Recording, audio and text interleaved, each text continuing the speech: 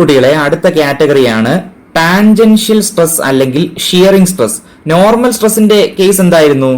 ഏരിയയ്ക്ക് normal ആയിട്ടായിരുന്നു എന്ത് act ചെയ്തത്? ഡീഫോമിംഗ് ഫോഴ്സ് ആക്ട് ചെയ്തത്. അപ്പോൾ റീസ്റ്റോറിംഗ് ഫോഴ്സ് ഡെവലപ്പ് ചെയ്തതും അങ്ങനെയായിരുന്നു. എന്നാൽ ഇവിടെ നോക്ക്,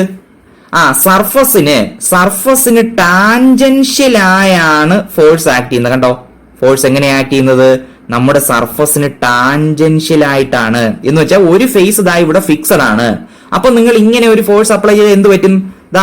ഈ ബോഡി ഈ ഒരു രീതിയിലാണ് കണ്ടോ, ഈ ചുമന്ന മഷിയിൽ വരച്ചിരിക്കുന്നത് ഈ ബോഡിയുടെ നമ്മൾ ഡീഫോംഡ് ആയിട്ടുള്ള അവസ്ഥയാണ്.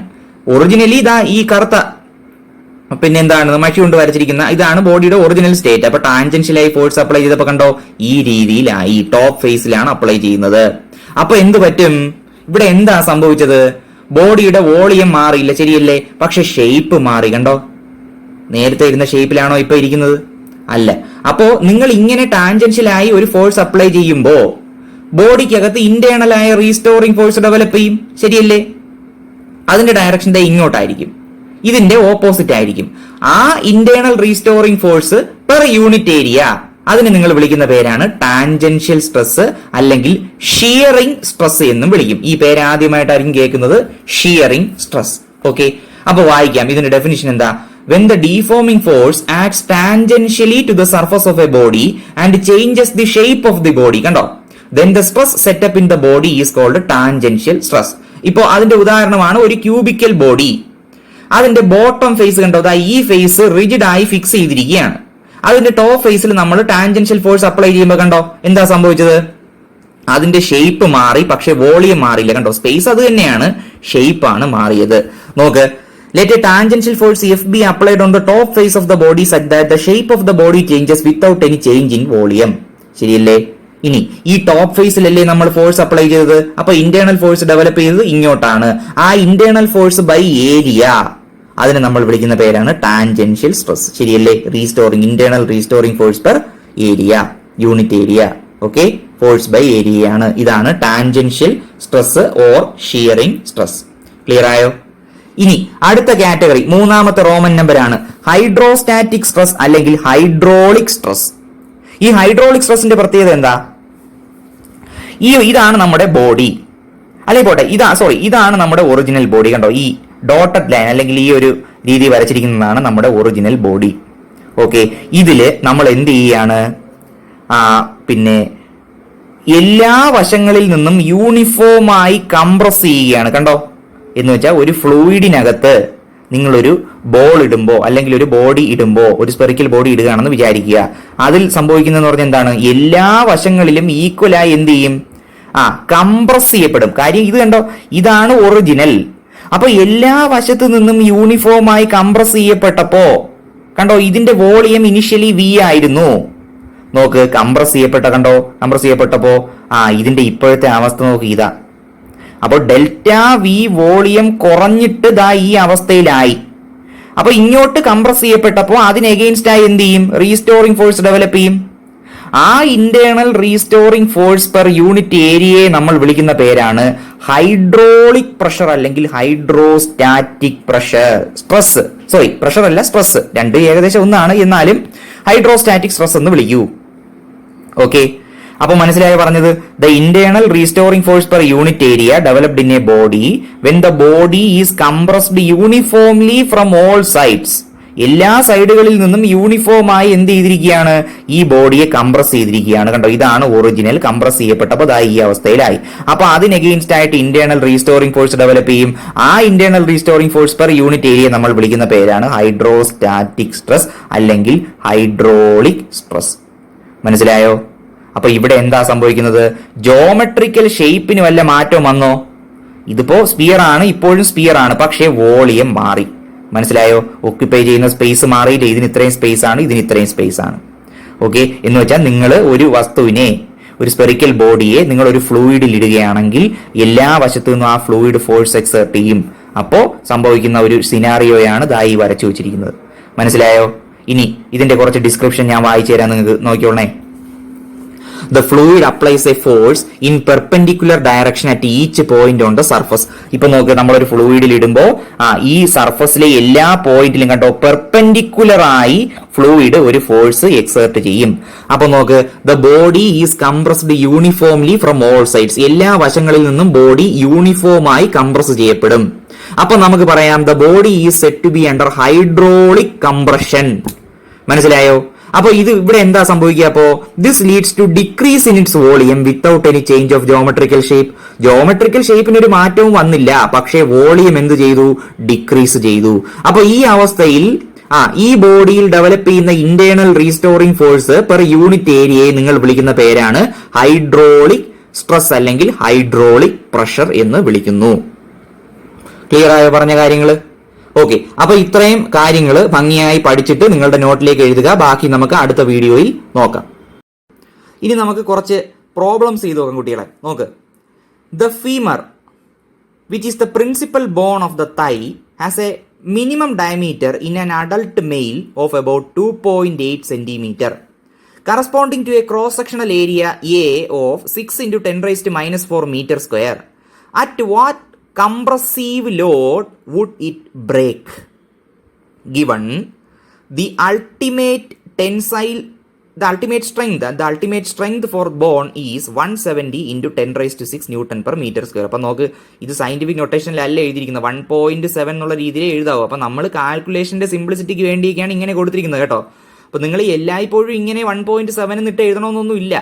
നമ്മുടെ കാൽക്കുലേഷണൽ സിംപ്ലിസിറ്റിക്ക് വേണ്ടി എന്ത് ചെയ്യുക, ഇങ്ങനെയൊക്കെ ചിലപ്പോൾ എടുക്കാവുന്നതാണ്. ഇത് സയന്റിഫിക് നൊട്ടേഷൻ ആണെന്ന് പറയാൻ പറ്റില്ല. മനസ്സിലായോ? ഇതൊക്കെ ഓരോ റെപ്രസെന്റേഷണൽ സിംപ്ലിസിറ്റിക്കോ കാൽക്കുലേഷണൽ സിംപ്ലിസിറ്റിക്കോ ഒക്കെ വേണ്ടി നമ്മൾ എന്ത് ചെയ്തിരിക്കുകയാണ്, ഇങ്ങനെയൊക്കെ പറഞ്ഞിരിക്കുന്നതാണ്. ഓക്കെ, അപ്പൊ അത് നിങ്ങൾ യൂസ്ഡ് ആയിക്കോളും കുറെ കഴിയുമ്പോൾ. മനസ്സിലായില്ലേ? അപ്പൊ നോക്ക്, ഫീമർ എന്ന് പറഞ്ഞാൽ എന്താ? നമ്മുടെ തുടയെല്ലാണ് ഫീമർ, തൈബോൺ. മനുഷ്യ ശരീരത്തിലെ ഏറ്റവും വലിയ എല്ലാണ്, അസ്ഥിയാണ് ഏത്? ഫീമർ അല്ലെങ്കിൽ തുടയെല്ല്. ഓക്കെ, ഒരു അഡൾട്ട് മെയിലിൽ അതിന്റെ മിനിമം ഡയമീറ്റർ എന്നത് 2.8 centimeter ആണ്. മനസ്സിലായോ? 2.8 centimeter ആണ് അതിന്റെ ഡയമീറ്റർ. അപ്പൊ ഇതാണ് എല്ലെങ്കിൽ അതിന്റെ ക്രോസ് സെക്ഷണൽ ഏരിയ, പിന്നെ നോക്ക്, അത് സർക്കിൾ അല്ലേ, അതിന്റെ ഡയമീറ്റർ ആണ് ഇതായി പറഞ്ഞിരിക്കുന്നത്. എത്ര? 2.8 centimeter. ക്രോസ് സെക്ഷണൽ ഏരിയ എത്ര എന്നാ പറഞ്ഞിരിക്കുന്നത്? 6 × 10⁻⁻⁴ meter square. അപ്പോ ഏത് കംപ്രസീവ് ലോഡിലാണ് അത് ബ്രേക്ക് ചെയ്യുന്നതെന്നാ പറഞ്ഞിരിക്കുന്നത്. അപ്പൊ ഇപ്പൊ നോക്ക്, നമ്മൾ നടക്കുമ്പോൾ അല്ലെങ്കിൽ എന്തെങ്കിലും ഒരു കാരണവശാൽ ഇതിൽ പിന്നെ ഫോഴ്സ് അപ്ലൈ ചെയ്യപ്പെടുന്നു എന്ന് വിചാരിക്കുക, എക്സ്റ്റേണൽ ഫോഴ്സ്. അപ്പോൾ എന്തുമാത്രം ഫോഴ്സ് കൊടുത്താൽ ഇത് ബ്രേക്ക് ചെയ്യും എന്നാണ് ക്വസ്റ്റ്യൻ ചോദിച്ചിരിക്കുന്നത്. മനസ്സിലായില്ലേ? നമുക്കൊരു പിന്നെ സ്റ്റേറ്റ്മെന്റും കൂടി തന്നിട്ടുണ്ട്. എന്താണ്? ഒരു പിന്നെ ന്യൂമറിക്കൽ കൂടി തന്നിട്ടുണ്ട്. എന്താണ്? The ultimate strength for bone is 170 × 10⁻⁶ Newton/meter square. അപ്പൊ ഇതിന്റെ അൾട്ടിമേറ്റ് സ്ട്രെങ്ത് എന്ന് പറയുന്നത് എന്താ ഉദ്ദേശിക്കുന്നത്? അൾട്ടിമേറ്റ് സ്ട്രെങ്ത് എന്ന് പറഞ്ഞാൽ അതിന്റെ ബ്രേക്കിംഗ് സ്ട്രെസ് ആണ്. മനസ്സിലായോ? എന്തുമാത്രം സ്ട്രെസ് വരെ ഇത് വിത്ത്സ്റ്റാൻഡ് ചെയ്യും. അപ്പോൾ ഇതിന് ശേഷം നിങ്ങൾ പിന്നെ ഇതിന് ശേഷമുള്ള അല്ലെങ്കിൽ ഇതിനേക്കാൾ കൂടുതൽ സ്ട്രെസ് ആണെങ്കിൽ ഇത് ബ്രേക്ക് ചെയ്യുന്ന. അപ്പോൾ നിങ്ങൾ കണ്ടുപിടിക്കേണ്ട, ഇപ്പൊ നോക്ക്, സ്വാഭാവിക ഒരു സംശയം വരാം. അപ്പൊ ഇതല്ലേ ആൻസർ? Ultimate strength. കണ്ടോ, ഈ അൾട്ടിമേറ്റ് സ്ട്രെങ്തും കംപ്രസീവ് ലോഡും തമ്മിൽ വ്യത്യാസമുണ്ട്. കംപ്രസീവ് ലോഡ് എന്ന് പറഞ്ഞാൽ അപ്ലൈ ചെയ്യപ്പെടുന്ന ഫോഴ്സാ, പക്ഷേ അൾട്ടിമേറ്റ് സ്ട്രെങ്ത് എന്ന് പറഞ്ഞാൽ എന്താണ്? ബ്രേക്കിംഗ് സ്ട്രെസ് ആണ്. മനസ്സിലായോ? അപ്പോൾ പരമാവധി അത്രയുമാണ്, ഇലാസ്റ്റിക് ലിമിറ്റ് എന്നൊക്കെ നമ്മൾ പറയും. മനസ്സിലായില്ലേ? അപ്പോൾ ആ പരമാവധി സ്ട്രെസ് ആണ് കൊടുത്തിരിക്കുന്നത്, അതിനേക്കാൾ കൂടുതലായ ബ്രേക്ക് ചെയ്യും. ഓക്കെ, അപ്പൊ നോക്ക്, നിങ്ങൾക്കറിയാം നമുക്ക് കണ്ടുപിടിക്കേണ്ടത് അറ്റ് വാട്ട് കംപ്രസീവ് ലോഡ്. ഇതിനെ കംപ്രസ് ചെയ്യുമ്പോൾ ഏത് ലോഡിലാണ് ഇത് ബ്രേക്ക് ചെയ്യുന്നത്, ഏത് ഫോഴ്സ് അപ്ലൈ ചെയ്യുമ്പോഴാണ്, എത്ര ഫോഴ്സ് അപ്ലൈ ചെയ്യുമ്പോഴാണ് ഇത് ബ്രേക്ക് ചെയ്യുന്നതെന്നാണ്. അപ്പോൾ ഇത് സിമ്പിൾ ആയിട്ട് ഈ ഒരു പിന്നെ ഇതാണെന്ന് കൺസിഡർ ചെയ്യൂ, ഈ ഒരു പിന്നെ സ്ട്രക്ചർ ആണെന്ന്. ഇപ്പോൾ ക്രോസ് സെക്ഷണൽ ഏരിയ, അതിന്റെ ഡയമീറ്റർ എല്ലാം തന്നിട്ടുണ്ട്. അപ്പോൾ നമുക്ക് ഇങ്ങനെ അസ്യൂം ചെയ്തുകൊണ്ട് എന്ത് ചെയ്യാം, അത് ചെയ്യാം. പക്ഷേ യഥാർത്ഥത്തിൽ ബോണിന്റെ ഷേപ്പ് ഇങ്ങനെയല്ല, നിങ്ങൾക്കറിയാം. ഇത് നമുക്ക് ഒന്ന് പെരിഫറലായിട്ടൊന്ന് കണ്ട് ഒന്ന് അനലൈസ് ചെയ്തൊന്ന് മനസ്സിലാക്കാൻ വേണ്ടിയിട്ടുള്ള പ്രോബ്ലമാണ്. നമുക്ക് കൺസെപ്റ്റ് മനസ്സിലാക്കണം. അപ്പോൾ നമുക്ക് തന്നിട്ടുള്ള എന്താ? അൾട്ടിമേറ്റ് സ്ട്രെങ്ത് അല്ലെങ്കിൽ ബ്രേക്കിംഗ് സ്ട്രെസ്. അത് എത്രയാ? എന്താണ് ബ്രേക്കിംഗ് സ്ട്രെസ്? നിങ്ങൾക്കറിയാം, സ്ട്രെസ് എന്ന് പറഞ്ഞാൽ force by area, cross sectional area. ശ്രദ്ധിക്കണം, കംപ്രസീവ് ലോഡ്, ഇവിടെ കംപ്രസീവ് ലോഡാണ് അപ്ലൈ ചെയ്യപ്പെടുന്ന ഫോഴ്സ്, ഡിവൈഡഡ് ബൈ എന്ത്? Cross sectional area. മനസ്സിലായോ? അപ്പോൾ അൾട്ടിമേറ്റ് സ്ട്രെങ്ത് എന്ന് പറഞ്ഞാൽ ഉദ്ദേശിക്കുന്നത് എന്താണ്? 170 പിന്നെ ഉദ്ദേശിക്കുന്നത് നമ്മുടെ ബ്രേക്കിംഗ് സ്ട്രെസ് ആണ്. ഓക്കെ, അപ്പോൾ stress equal to force by area. അപ്പോൾ കംപ്രസീവ് ലോഡാണ് ആ ഫോഴ്സ്. അൾട്ടിമേറ്റ് സ്ട്രെങ്ത് എന്ന് പറഞ്ഞാൽ പരമാവധി കംപ്രസീവ് ലോഡ് എത്രയാണോ divided by cross section area. അപ്പോഴല്ലേ അൾട്ടിമേറ്റ് വരികയുള്ളൂ. പരമാവധി സ്ട്രെസ് വരണമെങ്കിൽ ഇവിടെ പരമാവധി ഫോഴ്സ് വരണം. കാര്യം ക്രോസ് സെക്ഷൻ ഏരിയ നമുക്ക് മാറ്റാൻ പറ്റില്ല. അപ്പോൾ നമുക്ക് കണ്ടുപിടിക്കേണ്ട ഏതാ? കംപ്രസീവ് ലോഡ് അല്ലെങ്കിൽ ഫോഴ്സ്. അപ്പോൾ compressive load at which the femur would break എന്ന് പറഞ്ഞാൽ എന്താണ്? ഈ അൾട്ടിമേറ്റ് സ്ട്രെങ്തിനെ ക്രോസ് സെക്ഷണൽ ഏരിയ കൊണ്ട് മൾട്ടിപ്ലൈ ചെയ്താൽ പോരെ. അപ്പോൾ നോക്കുക, compressive load at which the femur would break equal to ultimate strength into cross sectional area. Ultimate strength എത്ര? ടെൻസൈൽ സ്ട്രെങ്ത് എന്നൊക്കെ വിളിക്കാം. 170 × 10⁻⁶ ഇൻറ്റു ക്രോസ് സെക്ഷണൽ ഏരിയ എത്രയാ പറഞ്ഞിരിക്കുന്നത്? 6 × 10⁻⁻⁴ മീറ്റർ സ്ക്വയർ എല്ലാം നമുക്ക് തന്നിട്ടുണ്ട്. അപ്പോൾ വേണമെങ്കിൽ നിങ്ങൾ എന്ത് ചെയ്യുക, ഇതെടുത്തൊന്നും ചെയ്യേണ്ട ആവശ്യമില്ല. ഡയമീറ്റർ തന്നിട്ടുണ്ട്. അപ്പോൾ അതിൽ നിന്ന് റേഡിയസ് ഒക്കെ കണ്ടുപിടിച്ച് ക്രോസ് സെക്ഷണൽ ഏരിയ കണ്ടുപിടിക്കുന്നതിനേക്കാൾ അവർ വളരെ പെട്ടെന്ന് നമുക്ക് ചെയ്യാൻ വേണ്ടി നമുക്ക് സ്ട്രൈറ്റ് ആയി നമുക്ക് ക്രോസ് സെക്ഷണൽ ഏരിയ തന്നിട്ടുണ്ട്. മനസ്സിലായോ? ഈ ഒരു എന്താണ് അഡീഷണൽ ഇൻഫർമേഷൻ കൂടി പറയുന്നതേ ഉള്ളൂ.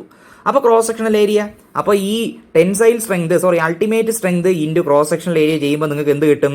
കംപ്രസീവ് ലോഡ്, പരമാവധി അപ്ലൈ ചെയ്യപ്പെടാൻ പറ്റിയ ഫോഴ്സ്. കണ്ടോ, ചെയ്യുമ്പോൾ 1.02 × 10⁵ ന്യൂട്ടൺ എന്ന് കിട്ടും. സിമ്പിളാണ്. അപ്പോൾ കൃത്യമായൊന്ന് പഠിച്ചിട്ട് നിങ്ങളുടെ നോട്ടിലേക്ക് എഴുതുക. ബാക്കി നമുക്ക് അടുത്ത വീഡിയോയിൽ നോക്കാം. അടുത്ത question, 2 blocks of masses 1 kilogram and 2 kilogram are connected by a metal wire going over a smooth pulley as shown in figure. കണ്ടോ, 2 ബ്ലോക്കുകൾ മാസ് എത്രയാണ് ഓരോന്നിൻ്റെയും? ഒന്ന് 1 കിലോഗ്രാം, ഒന്ന് 2 കിലോഗ്രാം, ഒരു മെറ്റൽ വയർ ഉപയോഗിച്ച് കണക്ട് ചെയ്തിരിക്കുന്നു. അത് പുള്ളിക്ക് ഓവറായിട്ട്, ഒരു സ്മൂത്ത് പുള്ളിക്ക് ഓവറായിട്ട് എന്ത് ചെയ്തിരിക്കുകയാണ്? നമ്മൾ കണക്ട് ചെയ്തിരിക്കുകയാണ്, അല്ലെങ്കിൽ അങ്ങനെ പ്ലേസ് ചെയ്തിരിക്കുകയാണ്. ഓക്കെ, അതാണ് നമ്മുടെ ഫിഗർ. ഒന്ന് മനസ്സിലാക്കുക എന്താണ് ഫിഗറിലുള്ളത്. ക്വസ്റ്റ്യൻ തീർന്നില്ല. The breaking stress of the metal is 40/3π × 10⁻⁶ newton per metre square. അതായത് ഇതാണ് നമ്മുടെ സിസ്റ്റം. കണ്ടോ, പുള്ളി ഇതാണ് 2 കിലോഗ്രാം മാസ്, ഇത് 1 കിലോഗ്രാം മാസ്. ഓക്കെ, ഞാൻ ചെറുതായിട്ട് വരച്ചിരിക്കുകയാണ്. ഇപ്പോൾ സംശയം ഉണ്ടെങ്കിൽ നമ്മുടെ മറ്റേ ഫിഗർ നിങ്ങൾ വരച്ചെടുത്തിട്ടുണ്ടെങ്കിൽ അതുമായിട്ട് നോക്കുക. അപ്പോൾ സ്മൂത്ത് പുള്ളിയാണ്, കുഴപ്പമില്ല, ഫിക്സഡ് ആണ്. ഓക്കെ, അപ്പോൾ 2 കിലോഗ്രാം മാസ്, ഇത് 1 കിലോഗ്രാം മാസ്. ഇതാണ് നമ്മുടെ ഫിഗർ. ഈ മെറ്റലിന്റെ ബ്രേക്കിംഗ് സ്ട്രെസ്, അതായത് നമ്മുടെ ഈ കണക്ട് ചെയ്തിരിക്കുന്ന വയർ ഉണ്ടല്ലോ, അതിന്റെ മെറ്റീരിയലിന്റെ അല്ലെങ്കിൽ ആ മെറ്റലിന്റെ ബ്രേക്കിംഗ് സ്ട്രെസ് ആണ് ഇതായി പറഞ്ഞിരിക്കുന്നത്. ബ്രേക്കിംഗ് സ്ട്രെസ് എന്ന് പറഞ്ഞാൽ എന്താ? ഇതിൽ കൂടുതൽ സ്ട്രെസ് അപ്ലൈ ചെയ്യപ്പെട്ടാൽ എന്ത് ചെയ്യും? ഇത് ബ്രേക്ക് ചെയ്യും. മനസ്സിലായി? അപ്പൊ ഇതാണ് പരമാവധി വിത്ത്സ്റ്റാൻഡ് ചെയ്യുന്ന, ബ്രേക്ക് ചെയ്യാതെ വിത്ത്സ്റ്റാൻഡ് ചെയ്യുന്ന. ഇപ്പൊ എക്സ്റ്റേണൽ ഫോഴ്സ് നമ്മൾ കൊടുത്താൽ ബ്രേക്ക് ചെയ്യാതെ വിത്ത്സ്റ്റാൻഡ് ചെയ്യുന്നത് ഇതുവരെയുള്ള സ്ട്രെസ് അപ്ലൈ ചെയ്യപ്പെടുമ്പോഴാണ്. ഇതിൽ കൂടുതലാണെങ്കിൽ ബ്രേക്ക് ചെയ്യും. Acceleration due to gravity 10 m/s² ആണെങ്കിൽ, if g equal to 10 m/s², then what should be the minimum radius of the wire used if it is not to break? അപ്പോൾ acceleration due to gravity 10 m/s² ആയിട്ട് എടുക്കുക. അങ്ങനെയാണെങ്കിൽ ഈ വയറിന്റെ minimum radius എത്ര എന്നാ?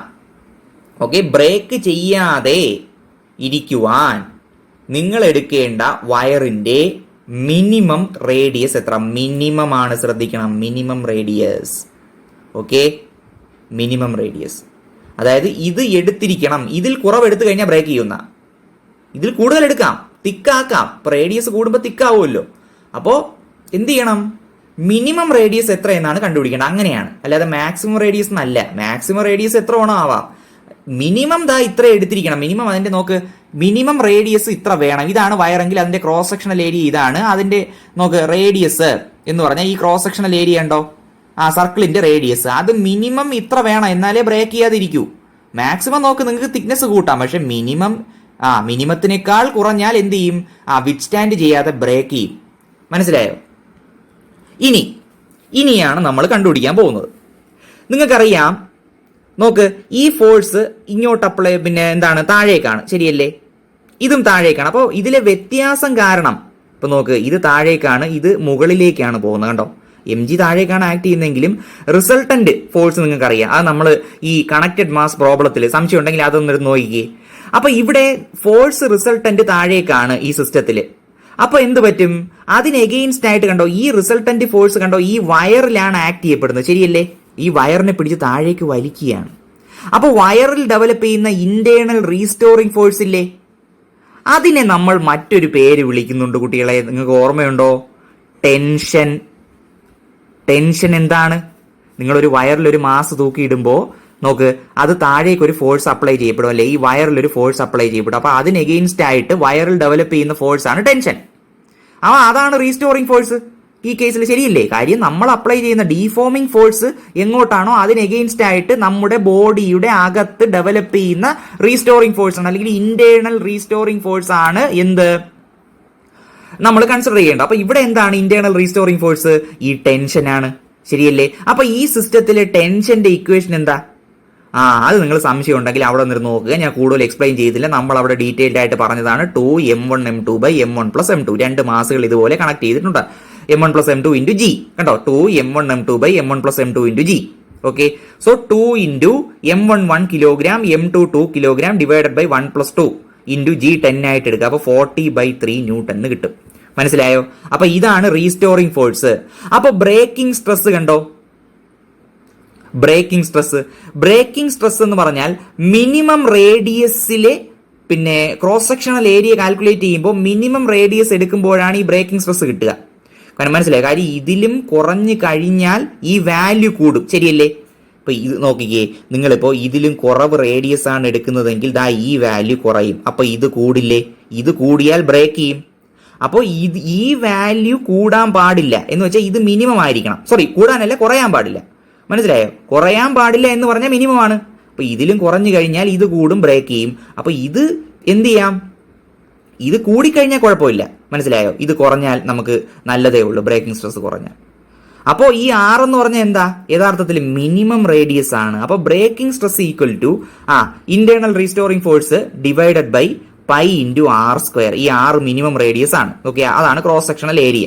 Okay, breaking stress എത്രയെന്നാ പറഞ്ഞിരിക്കുന്നത്? മെറ്റലിന്റെ 40/3 π × 10⁶. That is equal to restoring force നമ്മൾ കാൽക്കുലേറ്റ് ചെയ്ത് എന്താണ്? ടെൻഷൻ, ഈ വയറിലെ tension. Okay, 40/3 divided by πr². നോക്ക്, 40/3/πr² എന്ന് പറഞ്ഞാൽ 40/3πr². ഇനി ഇതിൽ നിന്ന് r² കണ്ടുപിടിച്ചൂടെ? ഏതാ അങ്ങോട്ടും ഇങ്ങോട്ടും ക്യാൻസൽ ചെയ്യാനുള്ളതൊക്കെ ചെയ്തിട്ട് r നിങ്ങൾക്ക് 1/10³ മീറ്റർ എന്ന് കിട്ടും. 1 മീറ്റർ എന്ന് പറഞ്ഞാൽ എത്ര മില്ലിമീറ്റർ? 1000 മില്ലിമീറ്റർ. അപ്പൊ 10³ കൊണ്ട് മൾട്ടിപ്ലൈ ചെയ്യും, 1000 കൊണ്ട് മൾട്ടിപ്ലൈ. അപ്പൊ എന്ത് കിട്ടും? 1 മില്ലിമീറ്റർ എന്ന് കിട്ടും. ഇതാണ് മിനിമം റേഡിയസ്. മനസ്സിലായോ പറഞ്ഞത്? ഇവിടെ നമ്മൾ ഇക്വേറ്റ് ചെയ്ത കാര്യങ്ങളൊക്കെ വ്യക്തമായല്ലോ. ബ്രേക്കിംഗ് സ്ട്രെസ് ഈക്വൽ ടു ഇതിപ്പോ മിനിമം റേഡിയസ് ആണ്, അതാണ് കണ്ടുപിടിക്കേണ്ടത്. അപ്പൊ നമുക്ക് ഇക്വേറ്റ് ചെയ്യാം ബ്രേക്കിംഗ് സ്ട്രെസ്. ഇത് മിനിമം ആണെങ്കിൽ ഇവിടെ ബ്രേക്കിംഗ് സ്ട്രെസ് ആണ്. ഓക്കെ, അതാണ് നമ്മുടെ ഈ എംപ്ലോയ് ചെയ്യുന്ന കൺസെപ്റ്റ്. ഈ ക്രോസ് സെക്ഷണൽ ഏരിയ മിനിമം ആണെങ്കിൽ, സോറി, ഈ റേഡിയസ് മിനിമം ആണെങ്കിൽ ഈ ക്രോസ് സെക്ഷണൽ ഏരിയ മിനിമം ആയിരിക്കും. അപ്പോൾ റേഡിയസ് ഇവിടെ മിനിമം ആണെങ്കിൽ ഇവിടെ വരുന്നത് ബ്രേക്കിംഗ് സ്ട്രെസ് ആണ്. ആ മിനിമത്തിന് കറസ്പോണ്ടിങ് ആയതാണ് ബ്രേക്കിംഗ് സ്ട്രെസ്. അതിൽ നിന്ന് കുറഞ്ഞു കഴിഞ്ഞാൽ ബ്രേക്കിംഗ് സ്ട്രെസ് കൂടും. ഇത് വിത്ത്സ്റ്റാൻഡ് ചെയ്യാതെ സംഗതി പൊട്ടി വീഴും. മനസ്സിലായോ? ഓക്കെ, ഇത് കൂടാം, റേഡിയസ് കൂടാം, മിനിമം ഇത്രയെങ്കിലും വേണം. ആ മിനിമത്തിന് കറസ്പോണ്ടിങ് ആയതാണ് ബ്രേക്കിംഗ് സ്ട്രെസ്. ക്ലിയർ ആയോ? അങ്ങനെയാണ് നമ്മൾ എന്ത് ചെയ്തത്? ഇത് ഡെവലപ്പ് ചെയ്തുകൊണ്ട് വന്നിട്ട് ഉത്തരത്തിലേക്ക് എത്തിയത്.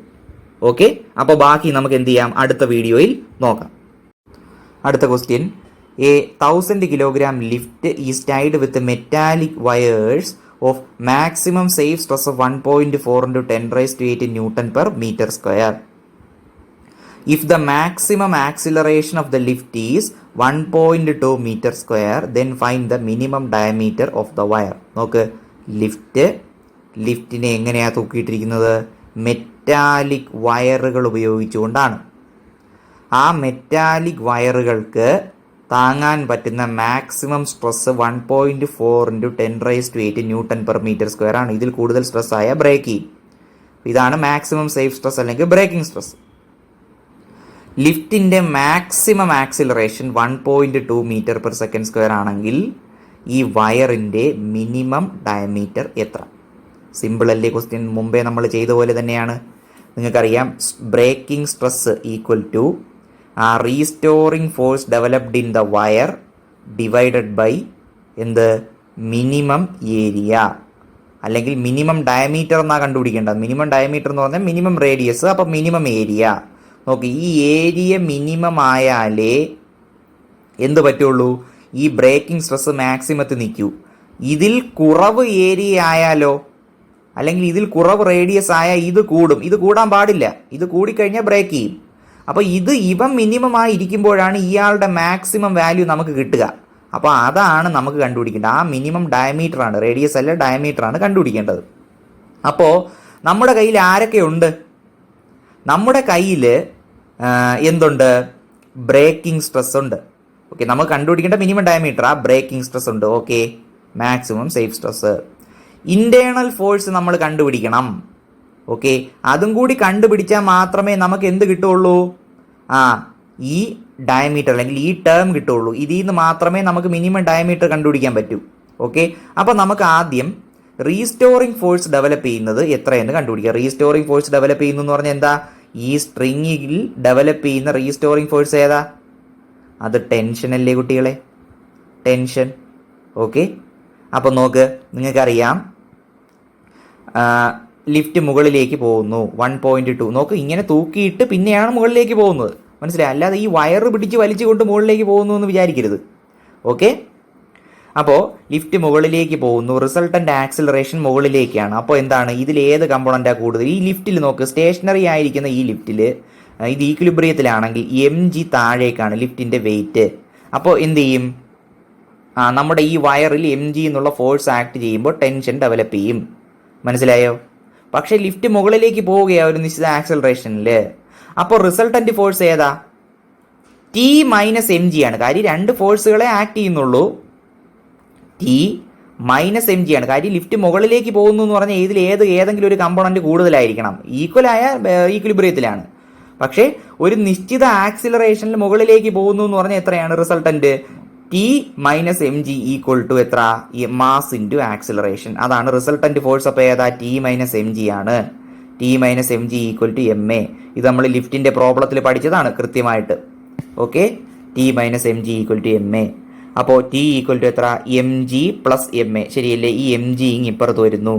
ഓക്കെ, ലിഫ്റ്റ് ഒരു നിശ്ചിത ആക്സിലറേഷനിൽ മുകളിലേക്ക് പോകുന്നു എന്ന് പറഞ്ഞാൽ ഈ കമ്പോണന്റ് കൂടുതലാണ്. ഇയാൾ കൂടുതലായാലേ മുകളിലേക്ക് പോകും. ശരിയല്ലേ? അതുകൊണ്ടാണ് ഇങ്ങനെ എഴുതിയത്. അപ്പോൾ T equal to M G plus M A, M into G plus A. M എത്ര? 1000 കിലോഗ്രാം ഇൻറ്റു ജി എത്ര? 9.8 പ്ലസ് ആക്സിലറേഷൻ എത്ര? 1.2 ചെയ്യുമ്പോൾ 11,000 ന്യൂട്ടൺ എന്ന് കിട്ടും. അപ്പോൾ ടെൻഷൻ കിട്ടിയേ? ആ ടെൻഷനാണ് എന്ത്? നമ്മളുടെ ഇന്റേണൽ റീസ്റ്റോറിംഗ് ഫോഴ്സ്. ഓക്കെ, അപ്പോൾ stress equal to internal restoring force by area അല്ലേ? Area of cross section. അപ്പോൾ നമുക്ക് ഇത് കിട്ടി. ഇത് നമുക്ക് ഓൾറെഡി ഉണ്ട്. അപ്പോൾ ഇതിൽ നിന്ന് നമുക്ക് എന്ത് കണ്ടുപിടിക്കാം? മിനിമം ഡയമീറ്റർ കണ്ടുപിടിക്കാം. അപ്പോൾ നോക്ക്, മാക്സിമം സ്ട്രെസ് ഈക്വൽ ടു ആ tension T by pi R minimum square ആണ്. ഇത് ആർ മിനിമം ആയാലേ ഇതിന്റെ വാല്യൂ മാക്സിമം ആവുള്ളൂ. അപ്പോൾ നോക്ക്, ഇത് തന്നിട്ടുണ്ട് 1.4 × 10⁻⁸ that is equal to 11,000 divided by pi 22/7 into R square minimum. R minimum square. അപ്പോൾ ഇതിൽ നിന്ന് ആർ മിനിമം സ്ക്വയർ എടുക്കാൻ നിങ്ങൾ ഇയാളെ ഇപ്പുറത്ത് കൊണ്ടുവരിക, ഇവനെ താഴെ കൊണ്ടുവരിക. ഈ 7 അങ്ങ് മോളിൽ പോവുകയും ചെയ്യും. കാര്യം എന്താണ്? 22/7 അല്ലേ? അപ്പം മൾട്ടിപ്ലൈ ചെയ്യുമ്പോൾ റെസിപ്രോക്കൽ എടുക്കുന്നതുകൊണ്ട് ഇയാൾ അങ്ങ് മോളിൽ പോകുന്നു. ചെയ്ത് നോക്കിയാൽ മതി. ഇതൊക്കെ ഞാൻ പെട്ടെന്ന് പറയുന്നതെന്ന് പറഞ്ഞാൽ നിങ്ങൾ ആ രീതി ക്യാച്ച് ചെയ്തെടുക്കണം. എന്നാലേ നമുക്ക് എൻട്രൻസ് പരീക്ഷയൊക്കെ എഴുതാൻ പറ്റുള്ളൂ. സ്പീഡിന് മാത്തമാറ്റിക്സ് ഒക്കെ ക്ലിയർ ആവണം. അതൊക്കെ പ്രാക്ടീസ് ചെയ്യണം. നിങ്ങൾ പ്രാക്ടീസ് ചെയ്യണം. അത് നമ്മുടെ ടാലന്റ് ഒന്നുമല്ല, നമ്മുടെ എഫേർട്ടാണ്. എഫേർട്ട് കൂടുതൽ എടുക്കുക, പ്രാക്ടീസ് ചെയ്യുക. അപ്പോൾ 11,000 11,000 ഇൻറ്റു 7/22 ഇൻറ്റു കണ്ടോ, ഈ ആളിങ്ങ് താഴെ വന്നു. അപ്പോൾ R square minimum equal to ഇങ്ങനെ കിട്ടി. അപ്പോൾ ആർ മിനിമം എന്ന് പറഞ്ഞാൽ ഇതിന്റെ റൂട്ട് എടുക്കുക, അതാ ഇങ്ങനെ കിട്ടും. അപ്പോൾ നമുക്ക് മിനിമം ഡയമീറ്റർ ആണ് കണ്ടുപിടിക്കേണ്ടത്. ഇതിനെ 2 കൊണ്ട് മൾട്ടിപ്ലൈ ചെയ്താൽ മതി. അപ്പോൾ 2 × 50. ഇപ്പോൾ ചെയ്തെടുക്കുമ്പോൾ നിങ്ങളൊന്ന് നീറ്റായി ഒരു ആൻസറിലേക്ക് എത്തണം. 2 × 50 100 100 × 10⁻⁻4 എന്ന് പറഞ്ഞാൽ 10⁻² × 10⁻⁻4 ആണ്. അത് 10⁻². മീറ്റർ ആണെന്ന് വെച്ചാൽ 1/100 മീറ്റർ ആണ്. ശരിയല്ലേ? 1/100 മീറ്റർ എന്ന് പറഞ്ഞാൽ എത്രയാണ്? ഒന്നുകൂടി നിങ്ങൾക്ക് എഴുതാം, 0.01 മീറ്റർ എന്ന് എഴുതാം. അപ്പോൾ ഇതാണ് മിനിമം ഡയമീറ്റർ. സിമ്പിൾ പ്രോബ്ലം ആണ് കുട്ടികളെ, പക്ഷേ വളരെ നന്നായി ഒത്തിരി ഒന്ന് ആലോചിക്കണം നമ്മൾ. മനസ്സിലായില്ലേ? അപ്പോൾ എന്നിട്ട് എന്ത് ചെയ്യുക? നിങ്ങൾ വൃത്തിയായിട്ട് പഠിച്ച് 1-2 തവണ ഇത് ക്ലിയർ ആക്കിയതിന് ശേഷം പഠിച്ച് ഹൃദയസ്ഥമാക്കിയിട്ട് നിങ്ങളുടെ നോട്ടിലേക്ക് എഴുതുക. ബാക്കി നമുക്ക് അടുത്ത വീഡിയോയിൽ നോക്കാം. ഓക്കെ, അപ്പോൾ ഒരു ഡീഫോമിംഗ് ഫോഴ്സ് ഒരു ബോഡിയിൽ ആക്ട് ചെയ്യുമ്പോൾ നിങ്ങൾക്കറിയാം, നമ്മൾ മുമ്പേ ഡിസ്കസ് ചെയ്തതാണ്, ആ ബോഡിയുടെ ലെങ്തിന് ചേഞ്ച് ഉണ്ടാവാം, വോളിയത്തിന് ചേഞ്ച് ഉണ്ടാവാം, അതുപോലെ ഷേപ്പിന് ചേഞ്ച് ഉണ്ടാവാം.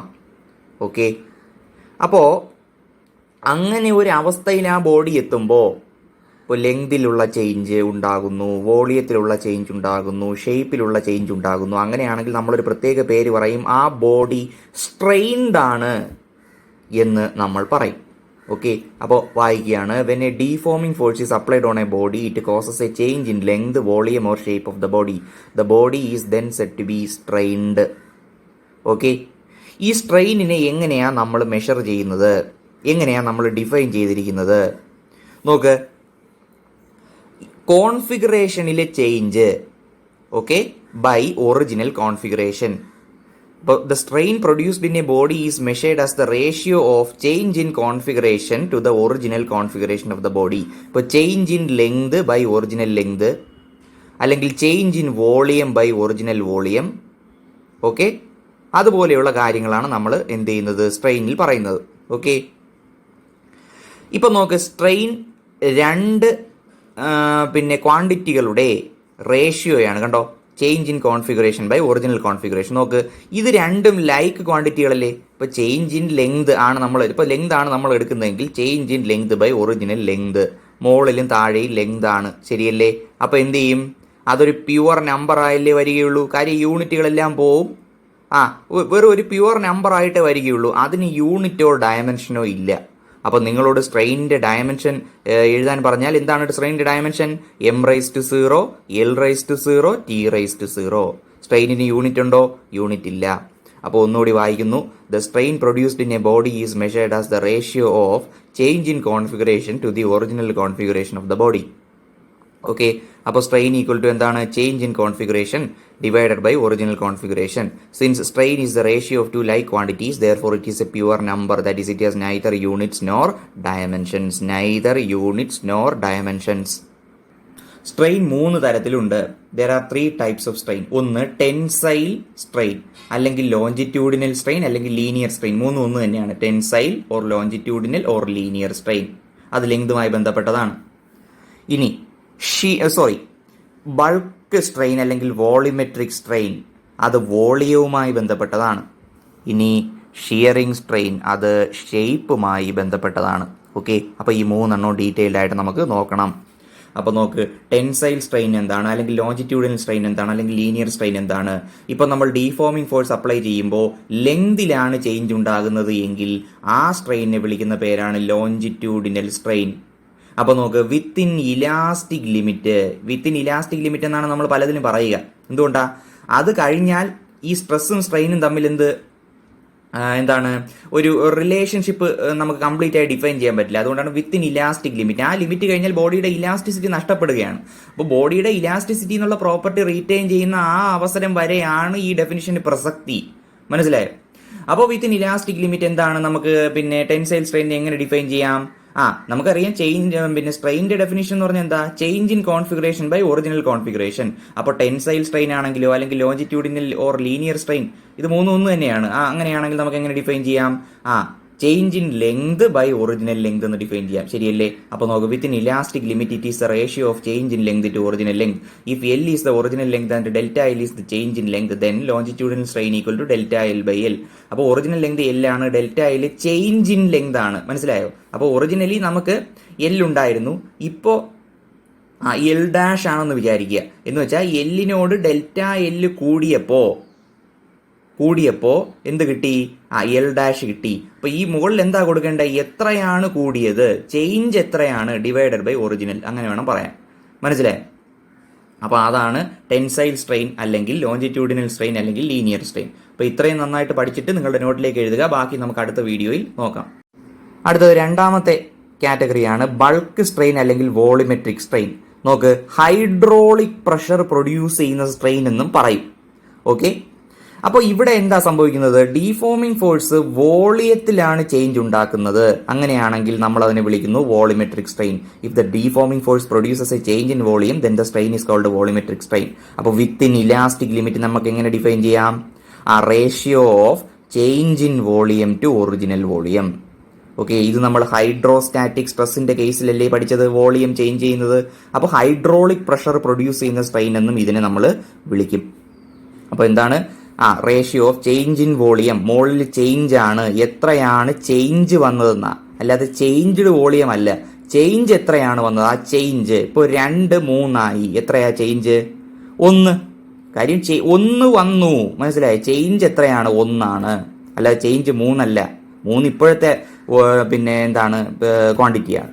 അപ്പോൾ change divided by original. Okay, അതാണ് വോളിമെട്രിക് സ്ട്രെയിൻ അല്ലെങ്കിൽ ബൾക്ക് സ്ട്രെയിൻ. അടുത്ത നോക്ക്, ഷിയറിംഗ് സ്ട്രെയിൻ. ഇതെന്താ?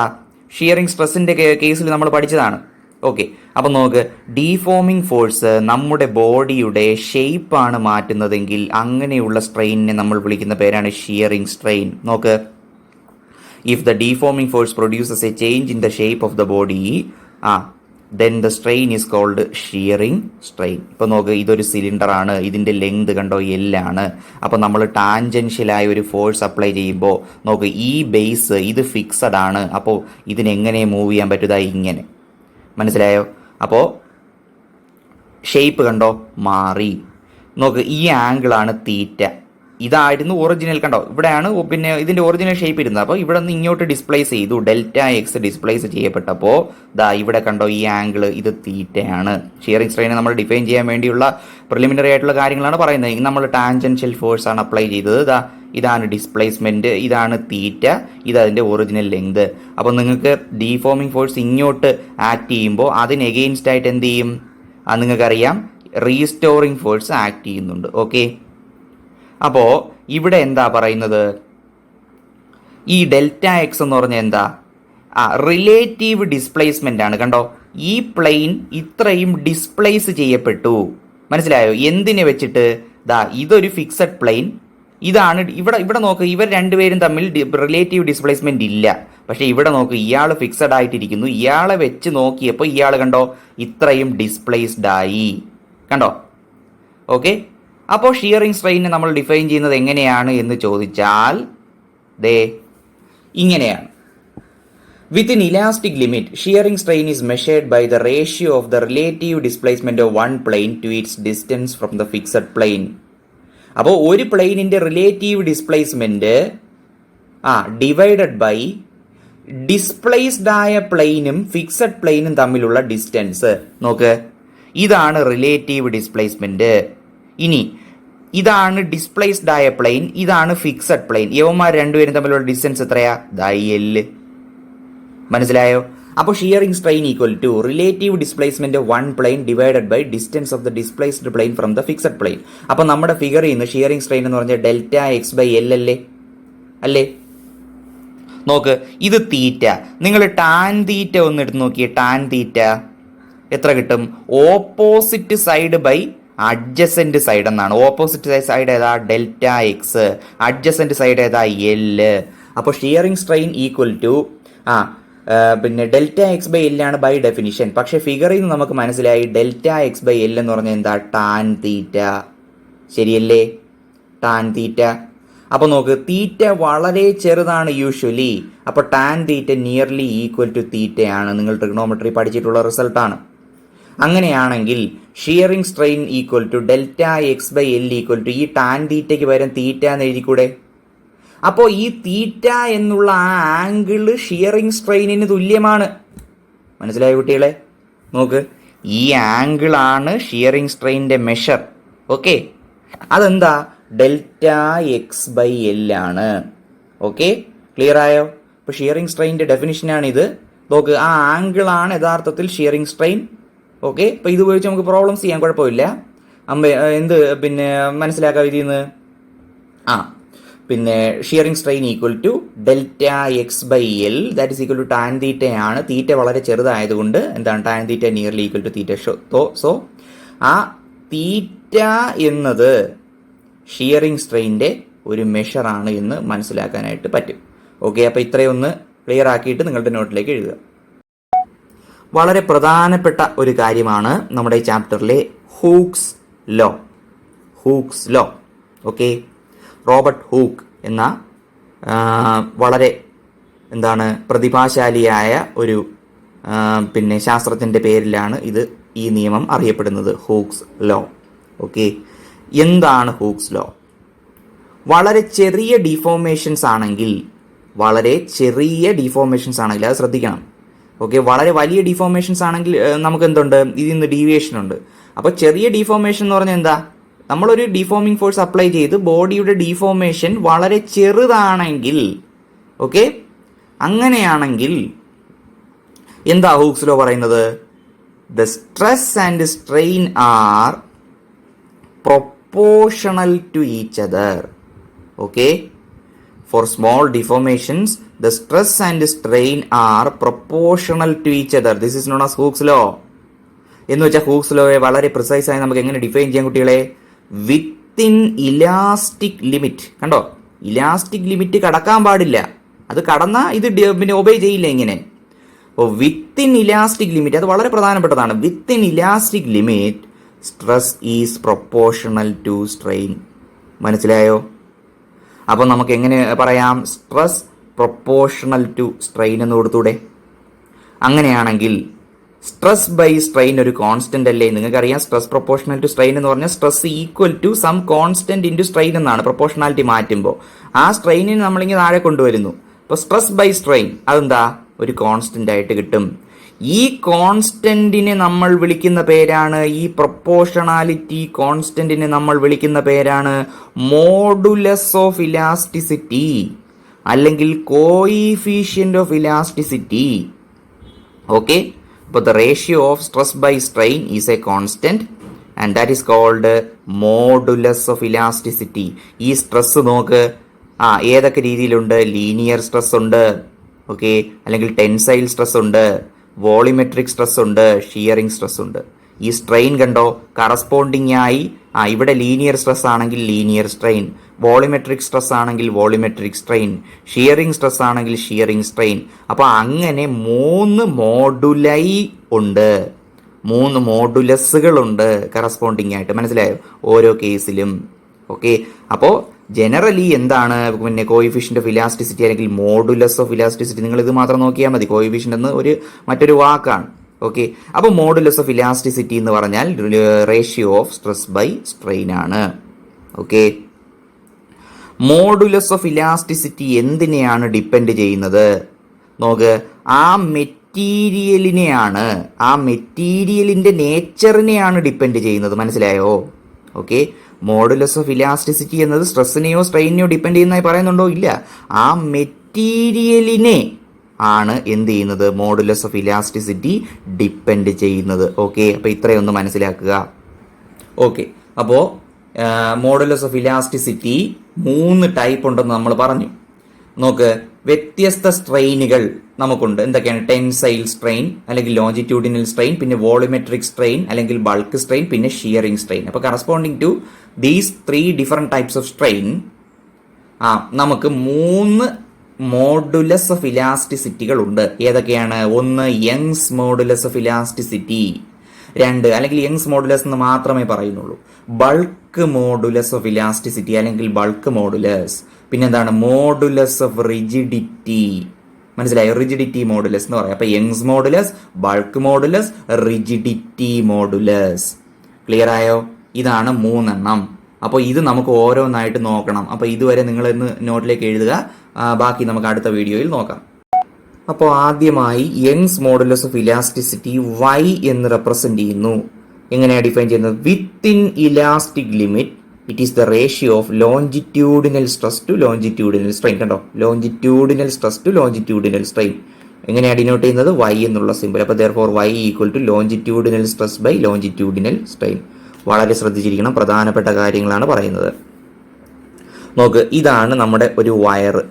അതൊന്ന് മാഗ്നിഫൈ ചെയ്ത് വരച്ചിരിക്കുകയാണ്. വയറിന്റെ ലെങ്ത് ഇതാ L ആണ്. അതിന്റെ ക്രോസ് സെക്ഷണൽ ഏരിയ എന്താണ്? ക്രോസ് സെക്ഷണൽ ഏരിയ നമ്മൾ പറഞ്ഞു എന്താ? അപ്പൊ ഇതാണ് വയർ നിങ്ങൾ കാണുന്നത്. അതിന്റെ ക്രോസ് സെക്ഷണൽ ഏരിയ എന്ന് പറഞ്ഞത് ഇതാ, കണ്ടോ, ക്രോസ് സെക്ഷണൽ ഏരിയ. അത് സർക്കുലാർ ആണ്. അപ്പൊ അതിന്റെ ഏരിയ എത്രയാണ്? πr². മനസ്സിലായോ? ഓക്കെ, അപ്പോ L ലെങ്ത് ഉള്ള, സ്മോൾ L ലെങ്ത് ഉള്ള, ക്രോസ് സെക്ഷണൽ ഏരിയ A ഉള്ള ഒരു വയറിനെ വയറിൽ നിങ്ങൾ ഒരു ഫോഴ്സ് അപ്ലൈ ചെയ്തിരിക്കുകയാണ്. ശരിയല്ലേ? ഒരു സ്ട്രെച്ചിങ് ഫോഴ്സ് ആണ്, എന്ന് വെച്ചാൽ ഡീഫോമിംഗ് ഫോഴ്സ് ആണ്. അപ്പോൾ അത് ഇങ്ങനെ താഴേക്കാണ്. അപ്പൊ അത് അപ്ലൈ ചെയ്യുമ്പോൾ കണ്ടോ, ഈ വയറിന്റെ ലെങ്ത് ഇത്രയും കൂടും. അപ്പൊ എത്രയാ ചേഞ്ച്? ΔL. മനസ്സിലായോ? അങ്ങനെയാണെങ്കിൽ യങ്സ് മോഡുലസ് എന്ന് പറഞ്ഞാൽ എന്താ? Longitudinal stress by longitudinal strain ആണ്. ലോഞ്ചിറ്റ്യൂഡിനൽ സ്ട്രെസ് എന്ന് പറഞ്ഞാൽ എന്താ? അപ്ലൈഡ് ഫോഴ്സ് അല്ലെങ്കിൽ deforming force divided by cross sectional area. അതാണ്, അത് നമുക്കറിയാം. ഡിവൈഡഡ് ബൈ ലോഞ്ചിറ്റ്യൂഡിനൽ സ്ട്രെയിൻ എന്ന് പറഞ്ഞാൽ എന്താ? Change in length divided by original length. ഇത് ക്യാപിറ്റൽ എൽ എന്ന് കുഴപ്പമില്ല, ലെങ്ത് ആണെന്ന് അറിഞ്ഞിരിക്കുക, ജനറലി പറയുകയാണ്. അപ്പോൾ F by A by delta L by L. അപ്പോൾ ഇത് ഡിവൈഡഡ് ബൈ ആണ്. നിങ്ങൾ മൾട്ടിപ്ലൈ ചെയ്യുമ്പോൾ എന്ത് ചെയ്യും? ഇതിന്റെ റെസിപ്രോക്കൽ കൊണ്ട് മൾട്ടിപ്ലൈ ചെയ്യും. എന്ന് വെച്ചാൽ എൽ ബൈ ഡെൽറ്റ എൽ കൊണ്ട് ഇതിനെ അങ്ങ് മൾട്ടിപ്ലൈ ചെയ്യും. ഇപ്പൊ നോക്ക്, F by A into L by delta L. മനസ്സിലായോ? അപ്പൊ നമുക്ക് ഏത് ഫോർമുലയാണോ ഉപയോഗിക്കാം. സ്ട്രെയിൻ നേരിട്ട് തന്നിട്ടുണ്ടെങ്കിൽ അത് ഇങ്ങനെ അങ്ങ് ഉപയോഗിക്കാം, അല്ലെങ്കിൽ ലെങ്ത് തന്നിട്ടുണ്ട്, ചേഞ്ച് ഇൻ ലെങ്ത് ഒക്കെ തന്നിട്ടുണ്ടെങ്കിൽ ഇത് ഏത് വേണോ ഉപയോഗിക്കാം. ഇത് നമ്മൾ ജസ്റ്റ് ഒന്ന് മാത്തമാറ്റിക്കലി ഇതിന് ഇങ്ങനെ എഴുതിയെന്നേ ഉള്ളൂ. മനസ്സിലായോ? അപ്പോൾ ഇതാണ് എന്ത്? യങ്സ് മോഡുലസിന്റെ ഫോർമുല. ഇതാണ് general formula. Longitudinal stress by longitudinal strain ആണ്. ഓക്കെ, ഇനി നോക്ക്, ഈ ഏരിയ 1 യൂണിറ്റ് സ്ക്വയർ യൂണിറ്റ് ആണെന്ന് വിചാരിക്കുക. ഈ എല് 1 ആണ്, അതുപോലെ ഡെൽറ്റയിൽ ചേഞ്ച് 1 ആണ്. അങ്ങനെയാണെങ്കിൽ നോക്ക്, ഇത് 1 ആയിപ്പോയി, ഇത് 1 ആയിപ്പോയി, ഇത് 1 ആയിപ്പോയി. അപ്പൊ y ഈക്വൽ ടു എന്ത്? എഫ് എന്ന് പറയാം. മനസ്സിലായോ? അപ്പൊ ഡിഫൈൻ ചെയ്യാൻ നമുക്ക് വേറെ രീതിയിൽ ഡിഫൈൻ ചെയ്യാം. എങ്ങനെ? യങ്സ് മോഡുലസ് ഒരു ഫോഴ്സ് ആണ്. നോക്ക്, ആ ഫോഴ്സ് യൂണിറ്റ് ലെങ്ത് ഉള്ള ഒരു വയറിനെ, കണ്ടോ, എല് 1 ആണെന്ന് നമ്മൾ വിചാരിച്ച യൂണിറ്റ് ലെങ്ത് ഉള്ള ഒരു വയറിനെ, അതുപോലെ അതിന്റെ ക്രോസ് സെക്ഷണൽ ഏരിയ യൂണിറ്റ് ആയിരിക്കണം. അപ്പം യൂണിറ്റ് ലെങ്തും യൂണിറ്റ് ക്രോസ് സെക്ഷണൽ ഏരിയയുള്ള ഒരു വയറിനെ യൂണിറ്റ് ലെങ്തിലേക്ക് എക്സ്റ്റെൻഡ് ചെയ്യുവാൻ നിങ്ങൾ അപ്ലൈ ചെയ്യുന്ന ഫോഴ്സ് എത്രയാണോ അത് യങ്സ് മോഡുലസിന് തുല്യമായിരിക്കും. ഒരു ഡെഫിനിഷൻ കൂടെ കൊടുക്കാം, ജസ്റ്റ് ഒന്ന് അറിഞ്ഞിരുന്നാൽ മതി അത്. ഓക്കെ, അപ്പൊ നോക്കാം, അതാണ് ഈ പറഞ്ഞിരിക്കുന്നത്. If A equal to 1, L equal to 1 and delta L equal to 1, then Y equal to F. അപ്പൊ Young's modulus of elasticity is equal to the force required to extend a wire of unit length and unit cross sectional area through unity. അപ്പോൾ unit length ഉള്ള unit cross sectional area ഉള്ള ഒരു വയറിനെ unit length extend ചെയ്യാൻ അല്ലെങ്കിൽ യൂണിറ്റിയിലേക്ക് extend ചെയ്യാൻ okay നിങ്ങൾ അപ്ലൈ ചെയ്യുന്ന ഫോഴ്സ് എത്രയാണോ അത് യങ്സ് മോഡുലസിന് തുല്യമായിരിക്കും എന്നൊരു ഡെഫിനിഷനും കൂടി കൊടുക്കാം. മനസ്സിലായോ? അപ്പൊ നിങ്ങളോട് ഇങ്ങനെ ചോദിക്കുകയാണ്, the force required to extend a wire of unit length and unit cross sectional area through unity is called. താഴെ ഓപ്ഷൻസ് ഉണ്ട്. ഏതാ? Young's modulus, bulk modulus, rigidity modulus. ഏതാണ്? യങ്സ് മോഡുലസ് ആണ്. മനസ്സിലായി? അപ്പൊ അത് ജസ്റ്റ് ഒന്ന് അറിഞ്ഞിരിക്കണം. ഓക്കെ, ഇനി യങ്സ് മോഡുലസിനെ വേറെ രീതിയിൽ ഡിഫൈൻ ചെയ്യാം. The longitudinal stress required to double the length of the wire. അങ്ങനെ ഡിഫൈൻ ചെയ്യാം. കാര്യം എന്താ? യൂണിറ്റി ആയിരുന്നു എന്ത്? ലെങ്ത്, അല്ലെങ്കിൽ 1 സെന്റിമീറ്ററോ മീറ്ററോ ആയിരുന്നു. ഇപ്പോ ഫോഴ്സ് അപ്ലൈ ചെയ്തപ്പോൾ പിന്നെ 1 സെന്റിമീറ്ററും കൂടി കൂടി. ഓക്കെ, അതിപ്പോ നോക്ക്, ഇപ്പൊ 2 സെന്റിമീറ്റർ ആയിരുന്നു ലെങ്ത് എന്ന് വിചാരിക്കുക. ഫോഴ്സ് അപ്ലൈ ചെയ്തപ്പോ 2 സെന്റിമീറ്റർ കൂടി. മനസ്സിലായോ? എന്ന് വെച്ചാൽ ഒറിജിനൽ ലെങ്തിന്റെ ഇരട്ടിയാകുന്നു. Okay, unit cross sectional area ഉള്ള ഒരു വയറാണേ ഒറിജിനൽ ലെങ്തിന്റെ ഇരട്ടിയാക്കുന്നു. ഫോഴ്സ് അപ്ലൈ ചെയ്തപ്പോ നിങ്ങൾ ഇത്രയും കാര്യം മനസ്സിലാക്കുക. യൂണിറ്റ് ക്രോസ് സെക്ഷണൽ ഏരിയ ഉള്ള ഒരു വയറാണ്. അപ്പൊ ഏരിയ 1 സെന്റിമീറ്റർ സ്ക്വയറോ 1 മീറ്റർ സ്ക്വയറോ ആയിക്കോട്ടെ, സ്ക്വയർ യൂണിറ്റ്. അതിന്റെ ഒറിജിനൽ ലെങ്ത് എല്ലാണ് എന്ന് വെച്ചാൽ എല്ലാണ്. അപ്പൊ നമ്മൾ ഫോഴ്സ് അപ്ലൈ ചെയ്തപ്പോൾ എന്ത് പറ്റി? ലെങ്ത് അങ്ങോട്ട് ഇരട്ടിയായി എന്ന് വിചാരിക്കുക. ഓക്കെ, അപ്പൊ ഡെൽറ്റ എൽ എന്ന് പറഞ്ഞാൽ എത്രയാണ്? ഇപ്പോൾ 2 മീറ്റർ ആണ് ഒറിജിനല്. ഫോഴ്സ് അപ്ലൈ ചെയ്തപ്പോൾ 2 മീറ്ററും കൂടി കൂടി. അപ്പൊ നോക്ക്, എല്ല് 2 മീറ്റർ, ഡെൽറ്റ എൽ എന്ന് വെച്ചാൽ കൂടിയത് എത്രയാണ്? അത് 2 മീറ്റർ. അപ്പൊ അത് 2 ക്യാൻസൽ ചെയ്ത് പോയല്ലോ. അപ്പോ ഇവിടെയും നിങ്ങൾക്ക് എന്ത് ചെയ്യാം? ഇതുപോലെ ഡിഫൈൻ ചെയ്യാം. ലെങ്തിനെ ഇരട്ടിയാക്കാൻ നിങ്ങൾ അപ്ലൈ ചെയ്ത ഫോഴ്സ് എത്രയാണോ, കാര്യം ഇവിടെ 2 മീറ്റർ അത് 2 ക്യാൻസൽ ചെയ്ത് പോയി. ഏരിയ 1 മീറ്റർ സ്ക്വയർ അതും പോയി. ഓക്കെ, അപ്പൊ ബാക്കി ആരുണ്ട്? y ഈക്വൽ ടു എഫ് അല്ലേ ഉള്ളൂ. അപ്പൊ അങ്ങനെയാണെങ്കിൽ ലെങ്തിനെ ഇരട്ടിയാക്കാൻ അപ്ലൈ ചെയ്ത ഫോഴ്സ് എത്രയാണോ അതും യങ്സ് മോഡുലസിന് തുല്യമായിരിക്കും. മനസ്സിലായില്ലേ? അപ്പൊ നോക്ക്, it may also be defined as the longitudinal stress required to double the length of the wire. ഇനി യങ്സ് മോഡുലസിന്റെ യൂണിറ്റ് എന്താ? നോക്ക്, F by A by delta L by L ആണ്. ഇതിന് യൂണിറ്റ് ഉണ്ടോ? സ്ട്രെയിനിന് യൂണിറ്റും ഇല്ല, ഡയമെൻഷനും ഇല്ല. പിന്നെ അപ്പൊ യങ്സ് മോഡുലസിന്റെ യൂണിറ്റ് എന്ന് പറഞ്ഞാൽ എന്തിന് തുല്യമായിരിക്കും? സ്ട്രെസ്സിന്റെ യൂണിറ്റിന് തുല്യമായിരിക്കും. അതിന്റെ ഡയമെൻഷനും സ്ട്രെസ്സിന്റെ ഡയമെൻഷൻസ് ആയിരിക്കും. നിങ്ങൾക്കറിയാം സ്ട്രെസ്സിന്റെ യൂണിറ്റ് എന്താ? Newton per metre square. Force by area അല്ലേ, അല്ലെങ്കിൽ പാസ്കൽ എന്ന് വിളിക്കാം പ്രഷറിന്റെ യൂണിറ്റ്. നോക്ക്, അപ്പോൾ SI unit newton per metre square അല്ലെങ്കിൽ pascal, dimensional formula ml⁻⁻1 T⁻⁻, നമ്മൾ മുമ്പേ ഡിസ്കസ് ചെയ്തതാണ്. ഇനി മെറ്റലുകളുടെ കേസിൽ യങ്സ് മോഡുലസ് വളരെ വലുതായിരിക്കും. അപ്പോൾ അതുകൊണ്ട് പ്രത്യേകത എന്താ? യങ്സ് മോഡുലസ് വലുതാകുന്നു എന്ന് പറഞ്ഞാൽ അതിന്റെ പ്രത്യേകത എന്താ? യങ്സ് മോഡുലസ് വലുതാണെന്ന് പറഞ്ഞാൽ, യങ്സ് മോഡുലസ് വലുതാണ് എന്ന് പറയണമെങ്കിൽ അതിന് പിന്നെ നോക്ക്, ഈ സ്ട്രെസ് വളരെ വലുതായിരിക്കണം. മനസ്സിലായോ? അപ്പോൾ ഒരു നമ്മുടെ ലെങ്തിൽ ചെറിയ ചേഞ്ചുകൾ വരുത്താൻ നിങ്ങൾ വളരെ വലിയ ഫോഴ്സ് അപ്ലൈ ചെയ്യണമെന്ന് അതിനർത്ഥം. നോക്ക്, യങ്സ് മോഡുലസ് വളരെ വലുതാണ്, അതിനർത്ഥം ഇത് വലുതാണ്. ഇത് നോക്ക്, ഇതിനെ കമ്പയർ ചെയ്യുമ്പോൾ വളരെ വളരെ ചെറുതാ.